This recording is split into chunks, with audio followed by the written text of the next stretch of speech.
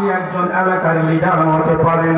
আমি আপনাদের সবাইকে উদাত্ত আহ্বান করব, ভাইরা আমার, বন্ধুরা আমার, মানুষের অধিকার নিয়ে কখনো খেলা করা যাবে না। মানুষের মান নিয়ে, মানুষের সম্মান নিয়ে, মানুষের ইজ্জত আবরু নিয়ে খেল করা যাবে না। আমার ভাইরা, কখনো কোনো সময় কোনো মানুষকে দুঃখ দেওয়া যাবে না, কষ্ট দেওয়া যাবে না। যদি দুঃখ আর কষ্ট দেন, এক পর্যায়ে তারা মাজলুম হয়ে যায়। আর আল্লাহর রাসূল বলেছেন, 3 শ্রেণীর মানুষের দোয়া কখনো বিফল যায় না। এক নম্বর হলো নেককার সন্তান, যদি তার বাবা মার জন্য দোয়া করে তার দোয়া বিফলে যায় না।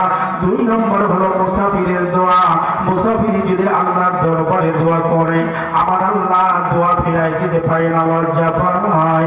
আর 3 নম্বর হলো যারা মাজলুম, অন্যায় অত্যাচারে অতিষ্ঠ হয়ে গেছে, এই মানুষটা যখন চোখের পানি ফেলে আমার আল্লাহ দরবারে ডাক দেয়, আল্লাহ আর কতদিন অন্যায় অত্যাচার জুলুম নির্যাতন সহ্য করবো আল্লাহ।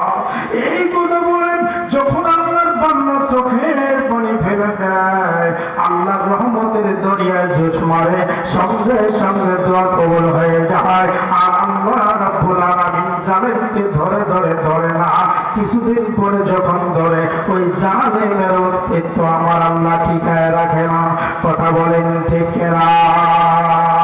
আমার ভাইরা, ইতিহাস পর্যালোচনা করলে আমরা যেটা পাই, মিস্টার ফেরাউন যখন ক্ষমতার অপব্যবহার করলো, আমার ভাইরা মুসলমানদেরকে নির্যাতন নিপীড়ন করলো।